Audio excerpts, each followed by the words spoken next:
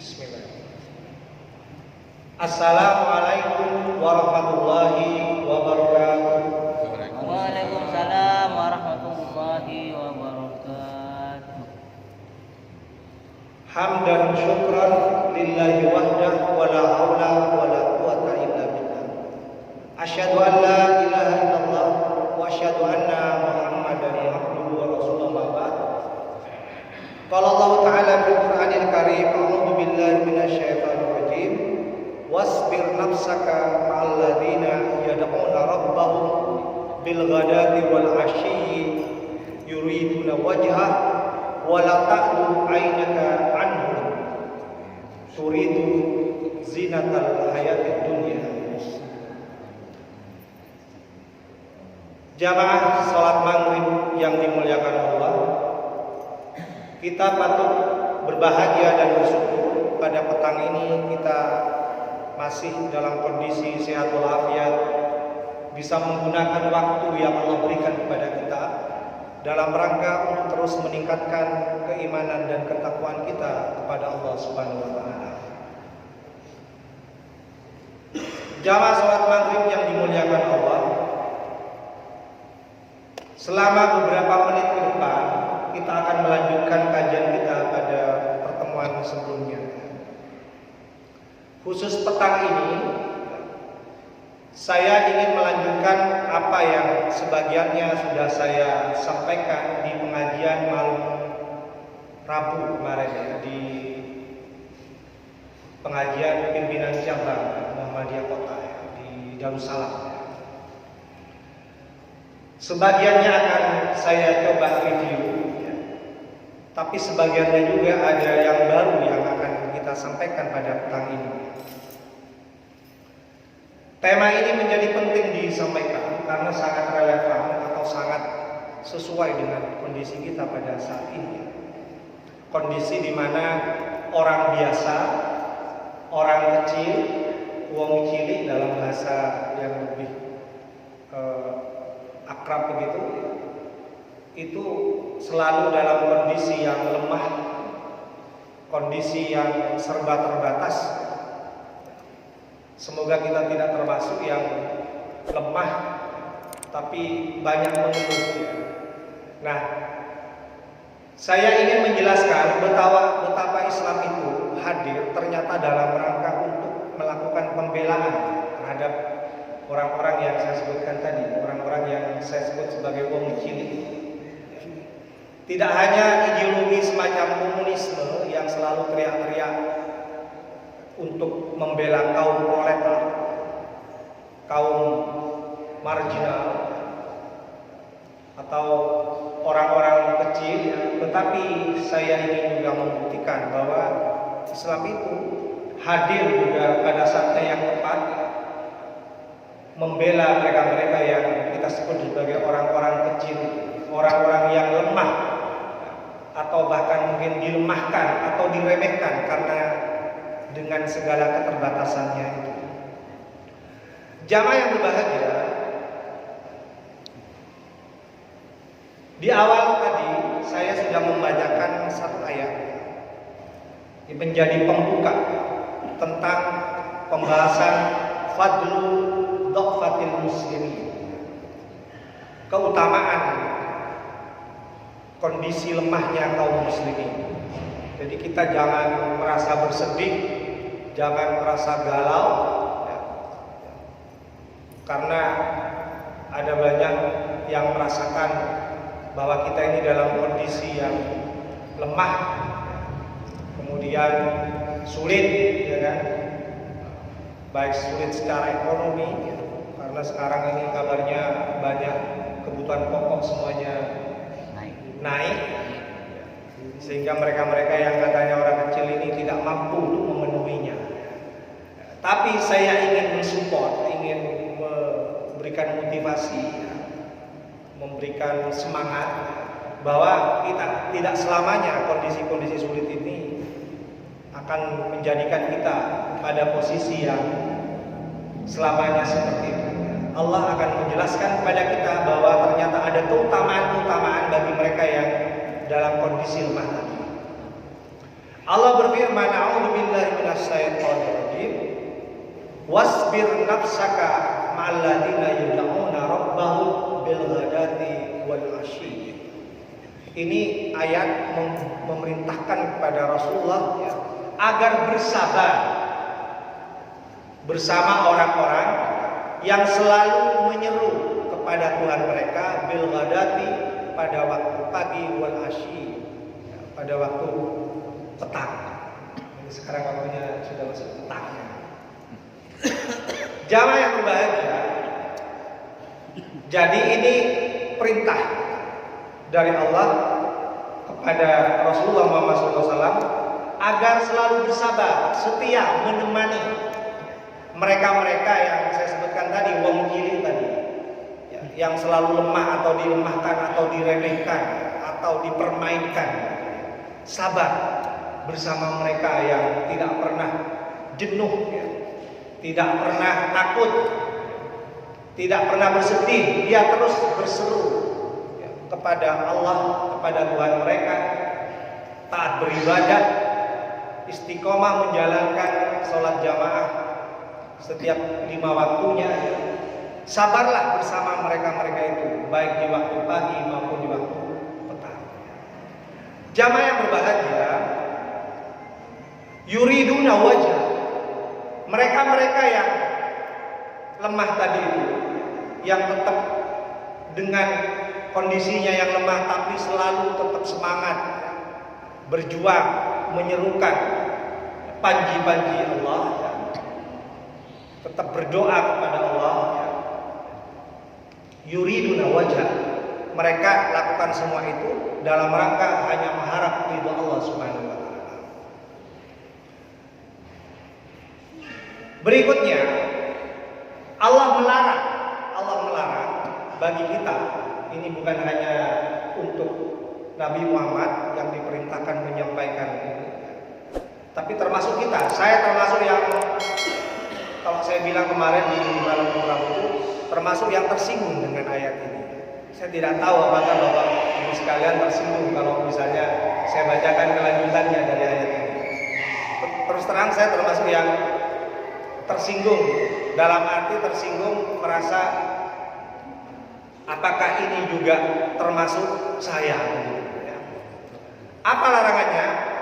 Wala ta'du ainaka anhu. Jangan sekali-kali berpaling atau memalingkan ainaka, kedua matamu, anhu, dari mereka, wong kiri tadi. Ya.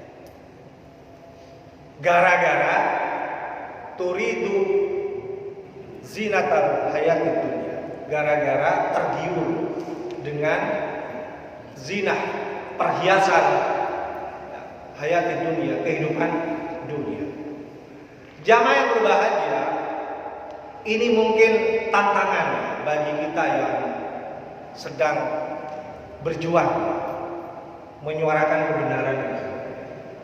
Kalau orang-orang kampus, saya kira sudah sangat terkenal dengan idealismenya, ya. Karena mereka memang tempatnya membangun idealisme, yang ideal-ideal mereka bangun semuanya di kampus itu, ya. Jadi kalau ada sesuatu yang tidak ideal, mereka kritik, gitu kan. Melihat kondisi ini lagi krisis, krisis ekonomi, ya. Masyarakat lagi sulit, susah. Ini sesuatu yang tidak ideal, dan itu bertentangan dengan nilai-nilai idealisme kita, ya. Baik yang di kampus maupun yang di masjid ini. Mestinya itu tidak boleh terjadi. Ide kita mengatakan seperti itu, ya. Jamaah yang berbahagia, kalau orang kampus atau kita yang sering berdakwah di masjid itu wajar, ya, punya idealisme kuat untuk terus memperjuangkan, membela wong cilik, mereka-mereka yang lagi sulit, ya, karena ya, masalah ekonomi, ya, masalah kebijakan yang kemarin gaduh ya sebagiannya itu, ya kan, itu wajar. Nah, ini juga sekaligus sekali lagi ini tantangan bagi saya pribadi dan kita semua. Kita itu sering memalingkan perhatian kita yang awalnya sangat idealis membela mereka, tetapi ternyata setelah tergiur dengan kenikmatan dunia, misalnya ditawarin jabatan, misalnya diajak masuk bergabung, ya, ikut merasakan nikmatnya berpuasa, misalnya, ya, nikmatnya kehidupan dunia, dikasih uang, kemudian kita lupa dengan idealisme kita, kemudian kita memalingkan ainaka, seperti bahasa ayat tadi, kedua mata kita tidak lagi memperhatikan wong cilik yang selalu menyeru kepada Tuhan mereka. Kemudian kita berpaling, justru ya, kita sudah tidak lagi termasuk mereka-mereka yang masih setia membela wong cilik tadi. Jamaah yang berbahagia, jadi sekali lagi silahkan kita jawab pada diri kita masing-masing. Apakah kita termasuk yang kuat, yang istiqomah menjaga idealisme kita bersama mereka-mereka wong cilik tadi yang tetap setia menyeru di jalan Allah, ataukah kita termasuk yang tergoda dengan zinatul hayatid dunia, ya, perhiasan kenikmatan dunia sampai kita lupa dari mengingat Allah. Jamaah yang berbahagia, ini ayat pertama yang menurut saya menarik dijadikan pembukaan. Silahkan ditanyakan kepada diri kita masing-masing. Kemudian yang kedua, saya ingin memulai dari sebuah riwayat yang saya kira ini menarik saya review, saya ulangi ya. Karena cerita ini cocok untuk anak muda yang saat ini hadir, atau cocok untuk kita semua yang masih berjiwa muda, masih merasa ganteng, masih merasa kuat ya, untuk menambah istri ya, misalnya ya. Karena punya kelebihan-kelebihan ya. Saya senang ya, saya lama tidak ketemu dengan Ustaz ya. Sibuk ya. Sekarang hadir. Barangkali ini relevan juga sesuai dengan beliaunya. Jamaah yang berbahagia, diriwayatkan oleh Abi Abbas Sahal bin Sa'id As-Sa'idi radhiyallahu anhu, beliau berkata,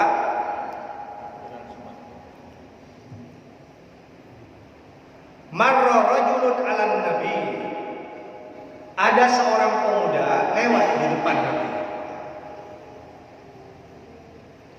Faqala li rajulin indahu jalisin, kemudian Rasulullah bertanya kepada sahabat yang duduk di sampingnya, ma ra'yuka bihadza, sahabatku, apa pendapatmu tentang pemuda yang baru saja lewat di depan kita? Apa jawaban sahabat ini? Faqala, ia menjawab, rajulun min asyrafin nas, dia itu seorang pemuda yang asyraf. Asyraf itu yang paling mulia di masyarakatnya, di antara manusia. Dia pejabat atau anaknya pejabat, keturunan ningrat, darah biru. Saya tidak tahu disebut darah biru ya. Tapi padahal darahnya sama ya, namanya. Tapi tidak apa-apa lah kita gunakan istilah itu. Dia keturunan ningrat, anaknya pejabat, anaknya orang kaya. Tadi yang lewat di depan kita. Hada wallahi, demi Allah, katanya sahabat tadi, hariyun in khataba ayyukaha, dia itu bebas ya, karena dia anaknya pejabat, seorang bangsawan, keturunan ningrat, orang kaya, dia itu bebas ya. Seandainya dia mau meminang siapapun pasti diterima, pasti dia bisa menikahinya kalau dia mau. Kenapa? Karena dia itu keturunan bangsawan, punya banyak harta, orang kaya raya, terpandang di masyarakat, asyraf. Jamaah yang berbahagia, wa in syafa'a anna yusyaffi, seandainya dia meminta apapun, pemuda tadi, seandainya dia ingin sesuatu apapun, pasti dikasih. pasti dia dapat. Coba kita perhatikan anak-anaknya pejabat, anak-anaknya orang kaya, keturunan bangsawan, itu kalau minta apapun, hampir semuanya kita akan punya pendapat yang sama. Pasti dia mudah mendapatkannya. Ya, minta mobil kecil itu bisa dikasih. Saya ada teman, ya, anaknya rajin sekali kuliah awalnya di Malang. Tapi iya semester 1, semester 2, semester 3, masuk ke semester 4 mulai banyak permintaan, termasuk minta mobil. Dituruti ya, karena dia orang kaya. Gimana nggak kaya ya? Mau masuk ke kampus besar itu saja dia harus mengeluarkan kurang lebih 60 juta. Saya nggak perlu sebut nama kampusnya, tapi kampus sangat besar sekali. Nah, langsung dikasih. Tapi apa yang terjadi? Yang terjadi justru dengan dikasih terus, dituruti terus, ya, semangat kuliahnya ternyata berubah. Dia sibuk dengan yang lain, ya, termasuk sibuk pacaran tadi. Cari yang baru. Saya tanya teman-temannya banyak itu ganti-ganti gitu.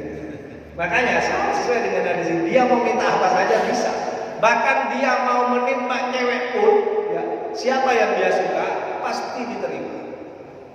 Ini kelebihan mereka-mereka yang asrofun nas tadi, yang orang terpandang tadi. Jamaah yang berbahagia. Tsumma marra rajulun akhar. Kemudian ada pemuda lain lewat di depan. Ini pemuda yang kedua ini lewat di depan. Faqala lahu Rasulullah. Rasulullah bertanya lagi kepada sahabat yang duduk di sampingnya. Ma ra'yuka fi hadza? Kalau menurutmu bagaimana dengan pemuda yang baru lewat tadi? Apa jawabannya? Faqala, sahabat yang duduk di samping Rasulullah itu menjawab, "Ya Rasulullah, wahai Rasulullah, hadza rajulun min fuqara'il muslimin." Kalau yang ini pemuda fuqara, orang yang fakir miskin, orang yang kere. Bilkes. Kere itu apa ya? Ya Bilkes. Jadi bukan orang berkelas ya. Dia itu ya. Dia orang miskin, orang yang tidak punya apa-apa. Kalau yang tadi lewat itu yang kedua itu. Nah, karena tidak punya apa-apa, hada hariyun in khataba alla yunkah. Kalau dia, saya pastikan katanya, kalau dia mau melamar orang, pasti jawabannya orang lain itu mikir-mikir dulu, belum tentu dia bisa diterima. Ya. Jadi kalau yang ini, kalau dia pengen melamar seorang cewek, seorang perempuan, hampir dipastikan sulit diterima. Bahkan pasti ditolak. Orang tidak. Jamaah yang berbahagia, bahkan wa in syafa'a alla yusyafa. Bahkan kalau dia ingin sesuatu, ingin minta sesuatu, dia tidak akan semudah itu mendapatkan. Tidak akan mendapatkan. Jadi tidak akan semudah itu dia bisa mendapatkan. Jadi kalau pengen apa, belum tentu dia dengan mudah mendapatkan. Ini sekedar cerita juga ya. Itu ada temen itu biasa kalau malam minggu itu kan biasanya ngapel. Kalau anak-anak berbaik itu ngapel supaya ceweknya langsung mau dan suka, seneng gitu, pasti dia bawa kendaraan, ya kan? Bawa kendaraan mobil atau bawa kendaraan sepeda. Dia nggak punya, tapi dia sok punya supaya ekonomi sama aja. Pinjem banyak kan? sekali 2 kali dikasih rumah. Dia sukanya sepeda motor laki. Dalam waktu yang lain dia tidak dapat pinjaman. Tidak dapat pinjaman sehingga dia harus ikut angkutan umum. Nggak mau cewek. Naik angkutan umum kan? Gitu. Jamaah yang berbahagia ini sekedar contoh bahwa memang mereka yang punya keterbatasan ya, maka terbatas juga aksesnya, termasuk akses untuk mudah diterima oleh cewek yang didambakan, yang dicintai. Jamaah yang berbahagia, wa in qala alla yusma li qawli, bahkan katanya sahabat tadi, jika dia berkata alla yusma li qawli, tidak ada satupun orang yang mau mendengarkan. Jadi kalau dia ngajak atau memberikan nasihat, misalnya ya, ngajak ke masjid misalnya, atau mengajak menasihati hal-hal yang baik, ya, belum tentu itu didengar. Belum tentu itu didengar. Banyak yang tidak mau mendengarkan. Sebaliknya, coba silakan saksikan di lingkungan kita. Coba kalau itu yang ngomong Pak Haji misalnya, ya kan? Pak Kiai, Pak Haji Busairi, pasti semuanya dengarkan. Ini yang apa namanya, yang kalau bahasa Madura ini yang bicara itu saya jebu ya. Saya jebu ini orang terpandang Pak Haji Busairi. Pasti semuanya mau mendengarkan. Enggak ada yang dengarkan saya. Coba kalau misalnya yang bicara itu orang lain, yang bukan siapa-siapa, belum tentu ada orang yang mau mendengarkan. Jamaah yang berbahagia, kemudian Rasulullah melanjutkan. Faqala Rasulullah bersabda, "Hada khairun min mil'il ardh." Wahai sahabatku, justru yang pertama itu lebih baik min mil'il ardh, daripada bumi seisinya. Jamaah yang berbahagia, di luar dugaan, Nabi justru lebih mengunggulkan, lebih mengutamakan ya, pemuda yang kedua daripada yang pertama. Justru yang ini, yang kedua ini, yang kamu bilang fuqara itu sendiri, termasuk orang-orang yang pakai itu lebih baik, khairun, lebih baik min lebih baik dari isi dunia. Jamaah yang berbahagia, ya, jadi justru meleset apa yang dinilai oleh kita, oleh sahabat yang katanya itu lebih baik, ternyata menurut Rasulullah itu tidak, itu belum tentu. Justru Rasulullah lebih mengutamakan yang kedua, yang tidak punya apa-apa, yang disebut min fuqara'il muslimin, yang fakir miskin itu, yang kalau mau ngapel harus pinjam sepeda motor, justru itu dianggap lebih utama. Ini juga sejalan dengan hadis Nabi yang lain bahwa Rasulullah pernah bersabda, "Innallaha, sesungguhnya Allah itu yanzuru, la yanzuru, tidak akan melihat ila suwarikum, kepada bentuk-bentuk kamu, pada fisik-fisik kamu, wala amwalikum, dan tidak akan melihat pada harta-harta kamu, walakin, tetapi Allah itu yanzuru, melihat ila qulubikum, kepada hati-hati kamu, wa amalikum, dan amal perbuatan."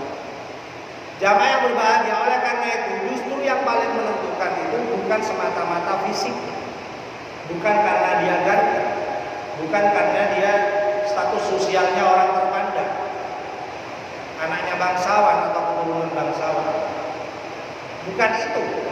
Tetapi yang dilihat Allah itu adalah hatinya, yang dilihat Allah itu amal perbuatannya, akhlaknya, baik atau tidak. Makanya dalam ayat yang lain Allah juga mengatakan bahwa inna akramakum indallahi atqakum. Sesungguhnya orang yang paling mulia di antara kamu itu adalah orang yang bertakwa. Yang paling bertakwa di antara kita.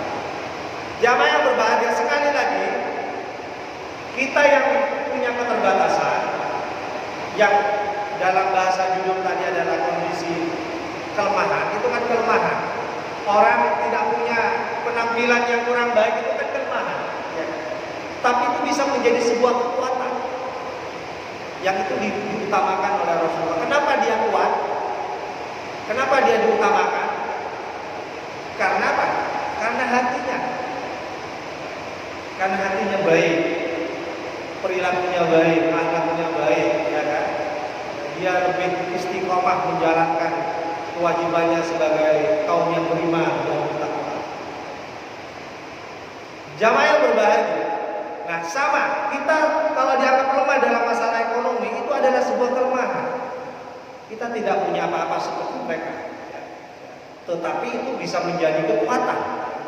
Buktinya Rasulullah mengatakan orang yang katanya min fuqara'il muslimin itu justru itu dianggap lebih baik kalau dia hatinya baik, imannya kuat, takwanya terjaga, sholat jamaahnya rajin misalnya. Sangat mungkin nanti bikin tertarik Pak Haji misalnya, ingin wahana ini kayaknya rajin gitu ya. Walaupun dia dari keluarga yang tidak mampu, sangat mungkin Pak Haji lebih tertarik kepada dia daripada yang lain yang di luar pakai sepeda motor, walaupun maghrib masih sibuk main sepeda motor dan sebagainya. Jamaah yang berbahagia, ini hadis yang pertama, betapa kondisi lemah itu bisa menjadi sebuah keutamaan. Kemudian yang kedua ini perdebatan antara surga dan neraka. Jadi surga dan neraka itu ternyata pernah terlibat perdebatan.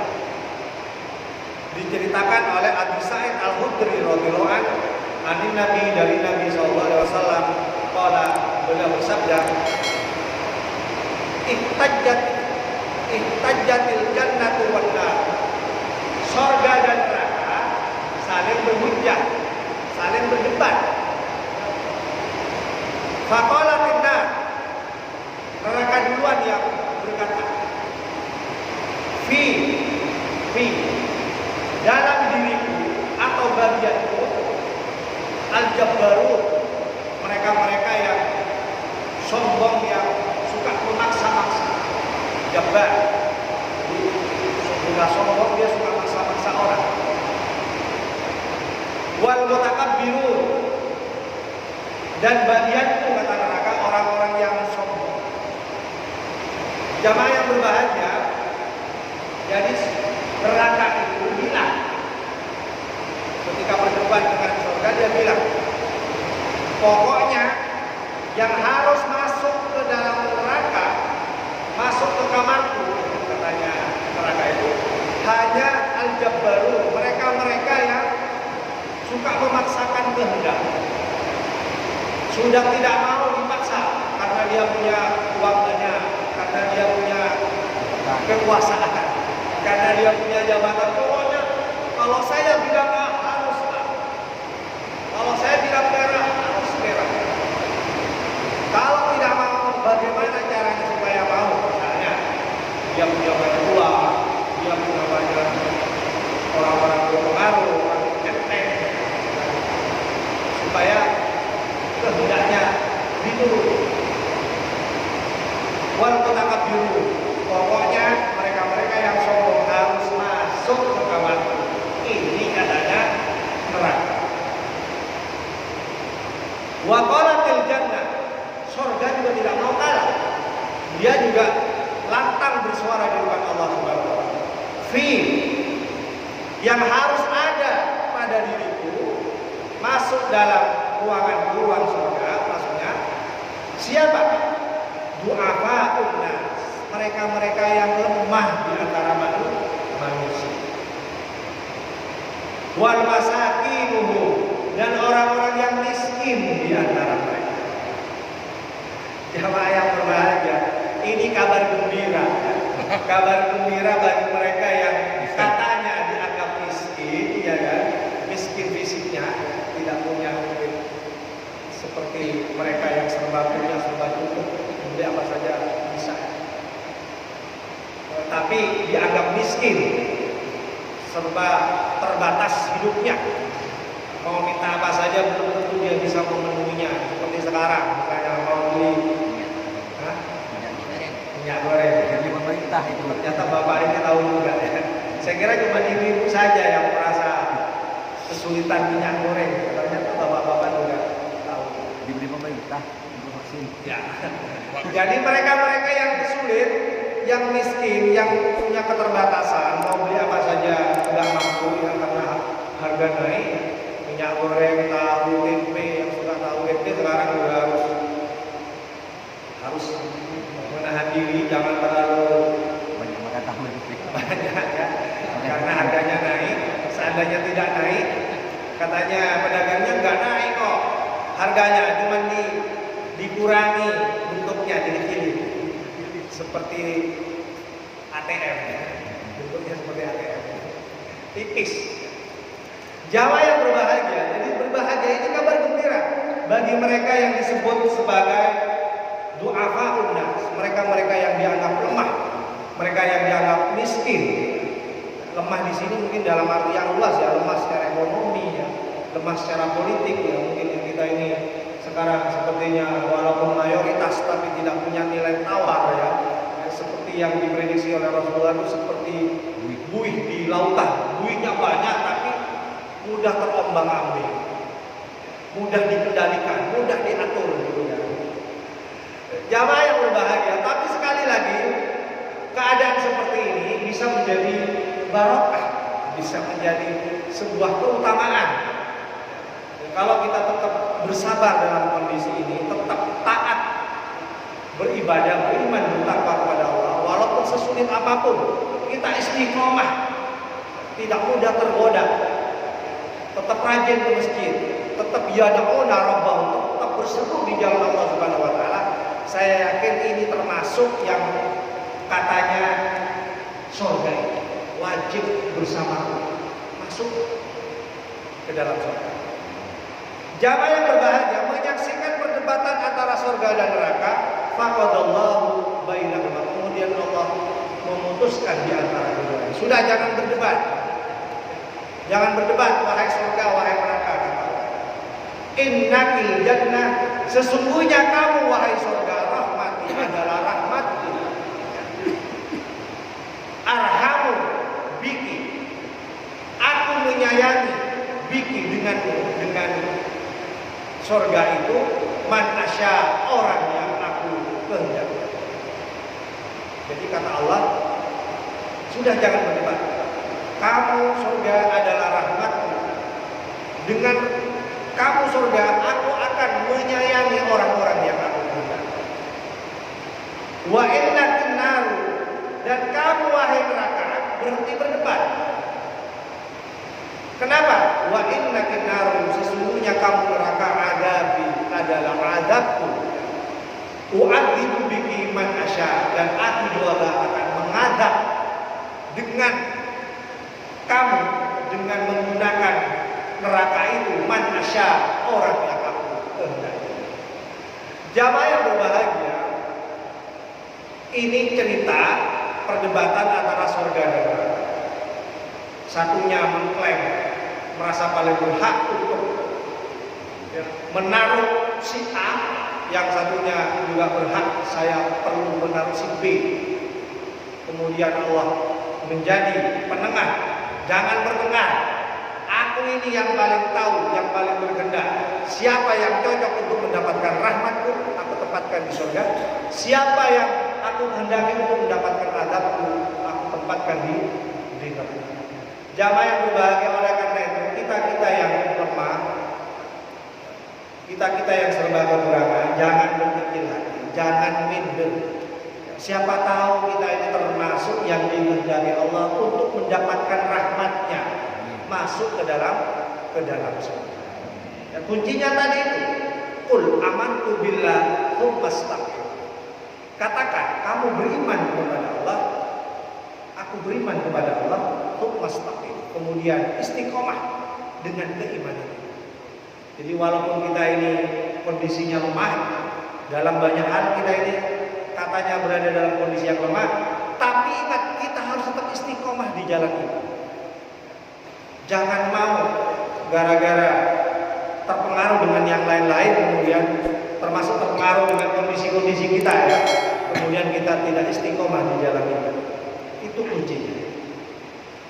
Jamaah yang berbahagia, bahkan nanti katanya Allah, katanya Rasulullah, kata Rasulullah, akan datang seseorang di hari kiamat, akan datang pada hari kiamat itu yang fisiknya besar sekali, gagah, ya.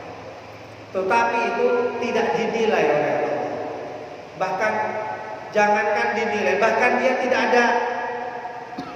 tidak serupa dengan janah itu apa? Sayap nyamuk. Tidak ada nilainya dibanding sayap nyamuk. Ini buktinya, saya bacakan. Rasulullah bersabda, "Innahu la ya'ti rajul al-'azim as-samin." Sesungguhnya nanti akan datang seseorang al-'azim yang besar. Dia besar, gagah, atau mungkin besar dalam arti yang besar secara sosial ya. Mungkin dia orang besar. Orang besar itu maksudnya bukan hanya fisiknya yang besar. Karena rahmatullah ketireng raja saja. Maksudnya bukan raja badannya ya. Mungkin juga secara sosial dia termasuk orang yang punya jabatan, orang besar gitu ya. Orang terpandang gitu ya. As-Samin. Dia orangnya gemuk besar. Fisiknya kalau masuk. Contohnya ya, kalau supaya mudah ya. Misalnya seperti beliaunya ini. Jadi dia gagah besar. Tetapi la yazinu indallahi janaha ba'udah. Tetapi dia tidak lebih bernilai daripada sayap nyamuk. Jadi nilainya walaupun dia itu besar, gagah, ganteng, anaknya orang terpandang, orang berpengaruh ya, ternyata di depan Allah itu tidak ada apa-apanya, malah tidak ada nilainya, walaupun itu dibandingkan dengan sayap seekor nyamuk. Makanya jangan terlalu berbangga-bangga ya, dengan fisiknya yang bukan yang bawah. Pengen kurus ini Ustaz. Pengen kurus tak bisa. Jangan berbangga-bangga walaupun dia orang besar, artinya punya pengaruh besar itu ya. Khawatir nanti termasuk yang ini. Justru di depan Allah itu ada nilainya itu. Ya. Kalau tidak dibarengi dengan iman dan takwa kepada Allah Subhanahu wa taala. Sudah habis waktunya. Sudah habis waktunya. Ada apa Ustaz, lanjut Ustaz. Jamaah yang berbahagia. Ini yang terakhir, menutup ini pendek sekali. Rasulullah bersabda, "Rubba ash'asha aghbara madfu'in bil abwab." Kata Rasulullah, nanti akan ada seseorang yang berdebu, kotor, penampilannya kotor dia, kusut, berdebu, madfu, berdebu. Madfu bil abwab. Bahkan seandainya dia mau bertamu, banyak orang yang mau menutup pintu. Waduh, siapa ini yang datang gitu. Madfu bil abwab. Jadi seandainya nanti dia datang mau bertamu ke rumah orang itu sudah tahu duluan, sudah ditutup duluan pintunya. Kere banget gitu ya. Sudah kusut penampilannya gitu ya, tidak menarik sama sekali ya, pakaiannya seperti itu gitu ya. Tetapi kata Rasulullah, "Lau aqsama 'alallahi la abarra." Tetapi kata Rasulullah, justru kalau dia minta kepada Allah, minta apapun, la abarra, pasti Allah kabulkan. Jamaah yang berbahagia, ini banyak kejutan-kejutan ya, yang mungkin tidak semuanya kita sadari. Jadi jangan lihat orang dari penampilannya, jangan dilihat dari penampilan. Justru nanti kita akan terkejut. Ternyata yang kita remehkan itu, yang kita tolak masuk rumah kita adalah orang yang ya, selalu dikabulkan dalam setiap apapun yang diminta. Pernah dapat cerita, ada orang yang kaya raya, anaknya itu ya, ternyata di luar dugaan dia kerjanya apa? Menata sandal di depan masjid. Itu kan ada ceritanya. Dia anaknya orang kaya raya. Anaknya orang kaya raya. Yang kaya raya ini bangun masjid di mana-mana, membantu banyak orang. Ternyata diketahui anaknya itu kesehariannya dia suka merapikan sandal-sandal orang yang lagi ke masjid. ditanya siapa dia, setiap hari itu pinter menata sandal-sandal sehingga kita mudah menemukan sandal kita itu di mana dan dijamin tidak hilang. Ya. Ternyata setelah diceritakan dia itu adalah orang yang anaknya orang kaya yang termasuk yang punya masjid itu. Kaget, siapa dengan ini? Kita kaget, ternyata orang yang kusuk, orang yang kurang baik penampilannya, yang kadang-kadang ditutup pintunya kalau misalnya dia mau bertamu, justru dia termasuk yang diutamakan oleh Allah. Apapun yang diminta pasti dipenuhi oleh Allah Subhanahu wa taala. Jamaah yang berbahagia, tidak banyak yang saya sampaikan. Semoga ini bisa memotivasi kita supaya kita tidak selalu dalam kondisi galau dengan kondisi apapun yang kita alami. Kita masih punya harapan dan itu yang tidak dimiliki mereka. Semoga kita semuanya sehat, bisa hadir pada kesempatan yang akan datang, istiqomah menjalankan ibadah salat secara berjamaah, dan kita akan rajin juga mengaji bersama sesuai jadwal yang sudah ditetapkan oleh Takmir Masjidil Muhammad. Saya akhiri. Wassalamualaikum warahmatullahi wabarakatuh.